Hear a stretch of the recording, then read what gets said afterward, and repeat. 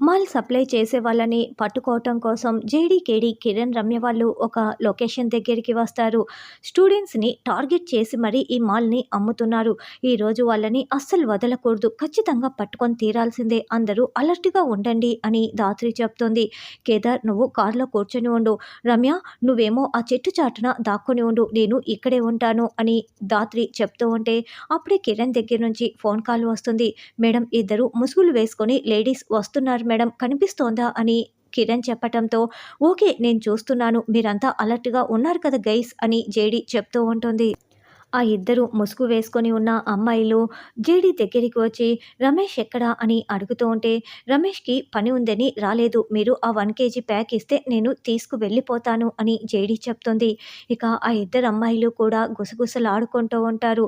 ఆవిడ్ని చూస్తుంటే నాకెందుకో డౌటు వస్తోంది అని తెల్ల చున్నీతో ముసుగు వేసుకున్న అమ్మాయి ఇంకొక అమ్మాయితో చెప్తుంది.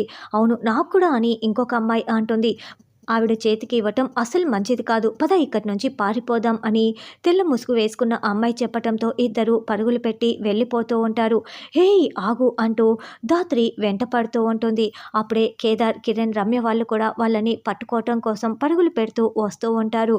అయితే జేడీ ఒక అమ్మాయి తలపై కొట్టటంతో ఆ అమ్మాయి కుప్పకూలిపోతుంది. తెల్ల ముసుగు వేసుకున్న అమ్మాయి మాత్రం పారిపోతూ ఉంటే ఏయ్ ఆగవే అంటూ జేడీ వెంట పడుతూ ఉంటుంది. ఆ అమ్మాయి కూడా చేతికి అందడంతో వెంటనే జేడీ ఆ అమ్మాయి చెంప పగలగొడుతుంది.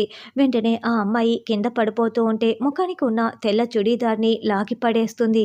ఇక ఆ అమ్మాయి ముఖం చూసి జేడీ అయితే చాలా షాకింగ్‌గా చూస్తూ ఉంటే రివాల్వర్ పట్టుకున్న కేదార్ మరింత షాకింగ్‌గా నోరు తెరుచుకొని చూస్తూ ఉంటాడు. ఆ అమ్మాయి ఎవరు అన్నది, ఎందుకు వీళ్ళు మరింత షాకింగ్‌గా చూస్తున్నారన్నది రానున్న ఎపిసోడ్‌లో తెలుసుకుందాం.